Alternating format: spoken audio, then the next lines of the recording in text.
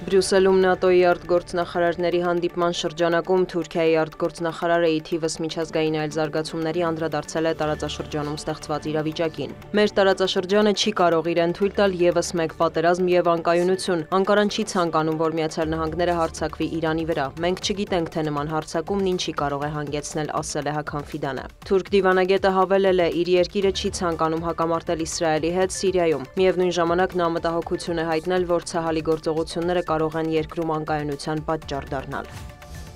ՆԱՏՕ-ն չի մասնակցի Ուկրաինայի եւ Ռուսաստանի միջև պատերազմը դադարեցնելու բանակցություններին, արևմտյան ԶԼՄ-ների տվյալով հայտարարել է Հյուսիսատլանտյան դաշինքի գլխավոր քարտուղարը։ Մենք որպես ՆԱՏՕ չենք մասնակցում այդ բանակցություններին, դրանք առաջնորդում է Միացյալ Նահանգները, Ուկրաինայի եւ Ռուսաստանի հետ։ Ես ուրախ եմ, որ Վաշինգտոնը տեղից շարժեց այդ հարցը, նշել է Մարկ Ռյուտեն։ Նրա խոսքով բանակցությունները դանդաղ են ընթանում, բայց ոչ թե Կիևի, այլ Մոսկվայի պատճառով, եւ գնդակն այժմ ակնհայտորեն ռուսական դաշտում է։ Գլխավոր քարտուղարն ընդգծել է ՆԱՏՕ-ն ցանկանում է, որ Ուկրաինան լինի ինքնիշխան զարգացող պետություն։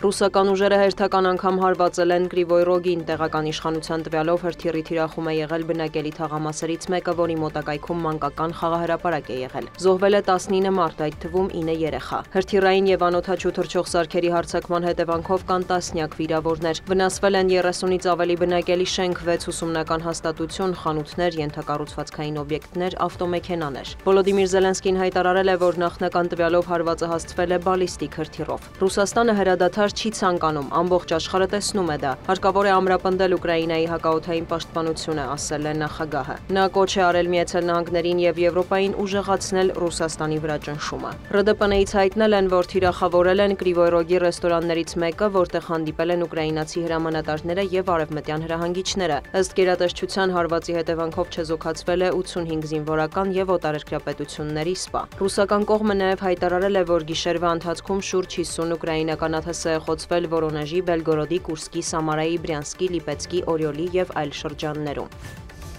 Վոլոդիմիր Զելենսկին անդրադարձել է ռուս-ուկրաինական կարգավորմանը, բողոքել, որ ռուսական կողմը վատ դիվանագիտությամբ է զբաղվում։ Նա պնդել է, հրադադարի համար չեն կարող լինել նախապայմաններ, իսկ կրակը դադարեցնելուց հետո կարող ենք խոսել ցանկացած ձևաչափով։ Տեղեկություններ ունենք, որ Վաշինգտոնը հրադադարի հասնելու վերջին փուլում է։ Ակնկալվում է, որ հակառուսական պատժամիջոցները կուժեղացվեն, հավելել է Ուկրաինայի նախագահը։ Զելենսկին տեղեկացրել է, որ Կիևն աշխատում է գործընկերների, մասնավորապես Ֆրանսիայի եւ Մեծ Բրիտանիայի հետ, քննարկվում է դաշնակիցների հնարավոր ներկայությունը հակաօդային պաշտպանության ոլորտում, գետնին եւ օդում։ Նա մեկնաբանել է Ուկրաինայի նկատմամբ Դոնալդ Թրամփի սահմանած մաքսատուրքերը, նշել Միացյալ Նահանգների հետ ապրանքաշրջանառության ծավալն ընդամենը 3.5 միլիարդ դոլար է, ուստի ամերիկյան տուրքերը չեն ազդի ոչ Ուկրաինայի տնտեսության, ոչ էլ ռազմական մատակարարումների վրա։ ԱՄՆ նախագահը զրուցել է Վիետնամի կոմունիստական կուսակցության գլխավոր քարտուղար Թոլամի հետ, քննարկվել են օրերս երկրի դեմ սահմանված ամերիկյան մաքսատուրքերը։ Դրանք կազմում են 46% եւ պետք է ուժի մեջ մտնեն ապրիլի 9-ին։ Հեռախոսազրույցից հետո Թրամփը հայտնել է, որ Հանոյը կձգտի վերացնել ամերիկյան ապրանքների համար գործող մաքսատուրքերը, եթե կողմերին հաջողվի համաձայնության գալ։ Սպիտակ տան ղեկավարը հույս է հայտնել, որ առաջիկայում կհանդիպի Վիետնամի իշխանության ներկայացուցիչների հետ։ CNN-ը գրում է, որ Վաշինգտոնը մաքսատուրքերը մեղմելու հարցով բանակցություններ է վարում նաև Հնդկաստանի եւ Իսրայելի հետ։ Լրագրողների հետ զրույցում էլ Դոնալդ Թրամփը գոհունակություն է հայտնել, որ տարբեր երկրներ կապվում են ամերիկյան կողմի հետ, ինչը առաջատար դիրք է ապահովում Միացյալ Նահանգների համար։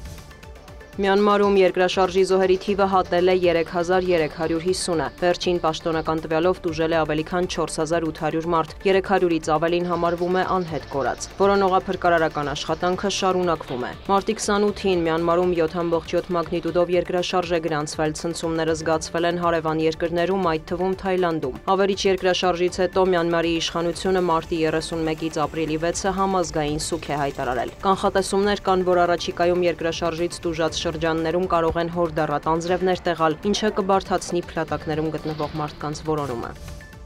Թայվանի ափերի մոտ արձանագրվել է Չինաստանի զինված ուժերի 12 ռազմական ինքնաթիռ եւ 6 նավ, հայտնել են կղզու պաշտպանության նախարարությունից։ Նշվում է, որ դրանցից 9 հատել է Թայվանի նեղուցի այսպես կոչված միջին գիծը եւ մտել կղզու հարավ-արևմտյան եւ արևելյան հակաօդային պաշտպանության գոտիներ։ Գերատեսչության տվյալով ձեռնարկվել են արձագանքման միջոցառումներ։ Դիանա Գասպարյան, լուրեր։